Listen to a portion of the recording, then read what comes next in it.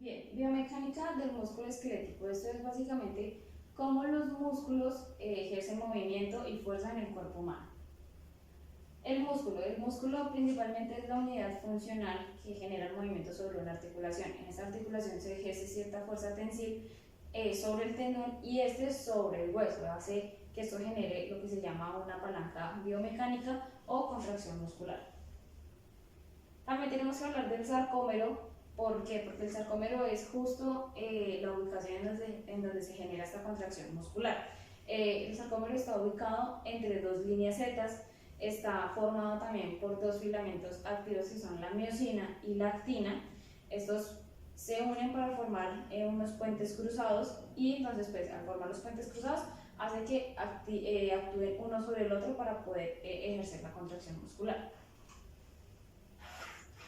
Entonces, también existen dos proteínas estructurales bastante fundamentales en este aspecto, porque lo que son la titina y la neulina. ¿Por qué? La titina es la que actúa sobre la miosina y es la que le permite dar estabilidad y elasticidad en el momento de la contracción muscular al sarcómero.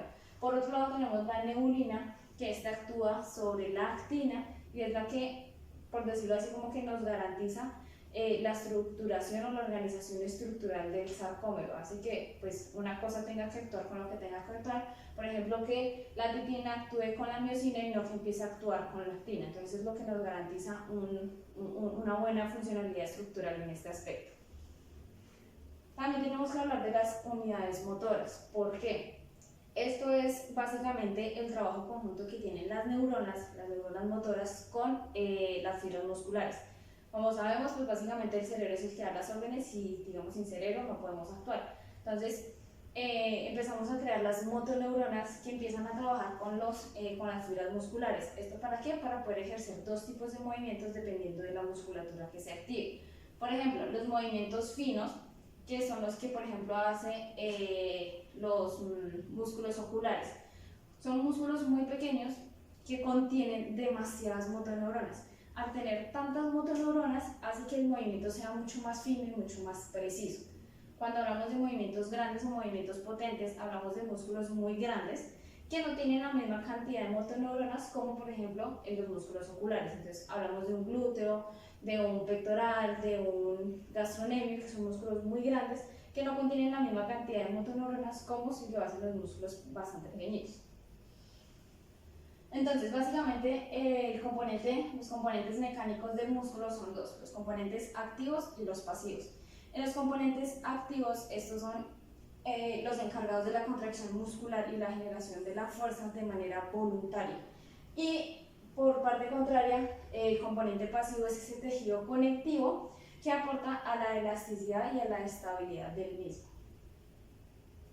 También hablamos de la relación longitud-tensión, porque cuando hablamos de los puentes cruzados y que estos nos ayudan a soportar la fuerza, entonces cuando el músculo se alarga, los puentes cruzados se estiran.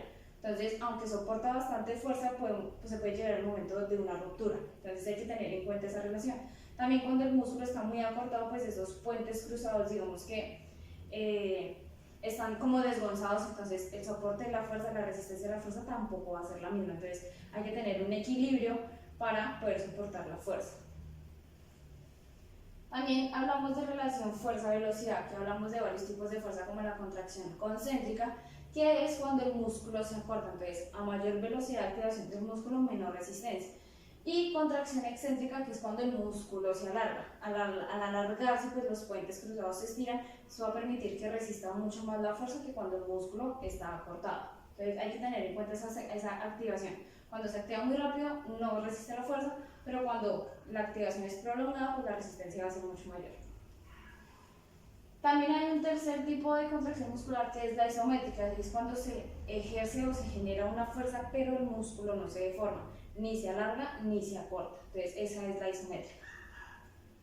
Entonces, básicamente, la biomecánica del músculo esquelético se basa en factores microscópicos, como lo son el sarcómero, la miosina, la actina y las proteínas estructurales de estas dos.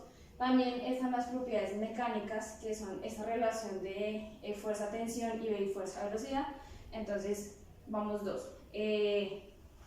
la microscópica, la mecánica y una tercera que es la neuronal, que es la que se encarga las motoneuronas con las fibras musculares. El componente de este trabajo en equipo de esas tres estructuras es lo que permite una buena biomecánica del músculo esquelético.